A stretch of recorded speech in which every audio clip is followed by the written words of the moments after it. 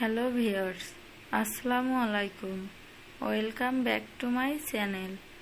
আমি আজকে আপনাদের সামনে হাজির হয়েছি আলু দিয়ে গরুর মাংস রান্নার রেসিপি নিয়ে।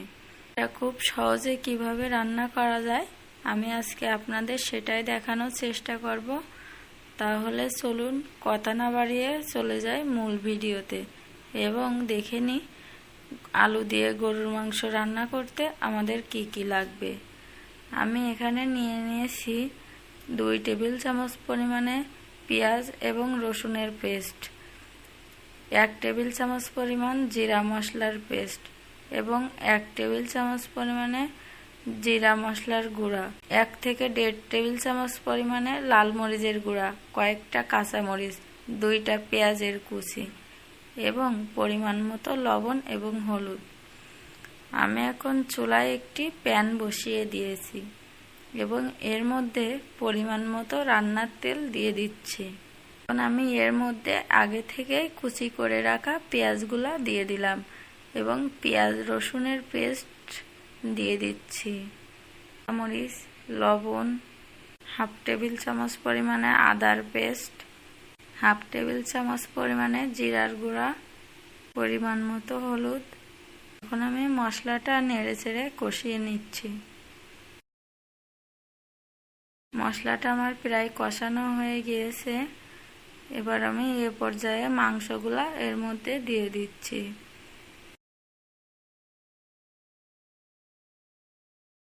এখন আমি এর মধ্যে শুকনা মরিচের গুঁড়া অ্যাড করলাম।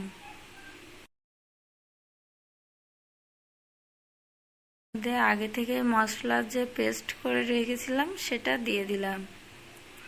এখন আমি মাংসটা নেড়েচেড়ে ভালোভাবে কষিয়ে নিচ্ছি। মাংসটা প্রায় কষানো হয়ে গিয়েছে। আমি এ পর্যায়ে মাংসটা সিদ্ধ হওয়ার জন্য কিছুটা পরিমাণে পানি দিয়ে দিলাম।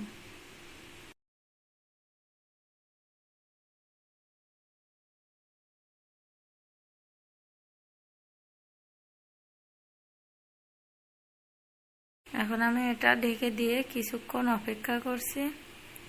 ফিরে আসছে কিছুক্ষণ পরে। আমার মাংসটা প্রায় সিদ্ধ হয়ে গিয়েছে। এ পর্যায়ে আমি এর মধ্যে আলু অ্যাড করেছি এবং আমি এটি নেড়েচেড়ে ভালোভাবে কষিয়ে এর মধ্যে আবারও পানি দিয়ে দিলাম।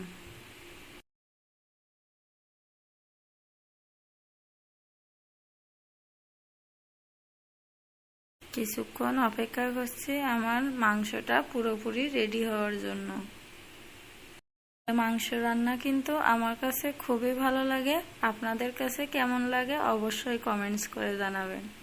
ভিডিওটি যদি আপনাদের কাছে ভালো লাগে তাহলে অবশ্যই লাইক, কমেন্ট, শেয়ার করবেন। আমাদের চ্যানেলের নতুন নতুন আপডেট পেতে অবশ্যই আমাদের চ্যানেলটি সাবস্ক্রাইব করবেন। আমার আলু দিয়ে গরুর মাংস রান্না প্রায় হয়ে গিয়েছে। আপনারাই দেখতে পাচ্ছেন এটি পুরোপুরি রেডি হয়ে গিয়েছে। আমি এখন এর মধ্যে মশলার গুঁড়া ছড়িয়ে দিচ্ছি। দেখা হবে পরবর্তী ভিডিওতে। সে পর্যন্ত সবাই ভালো থাকবেন, সুস্থ থাকবেন। আল্লাহ হাফেজ।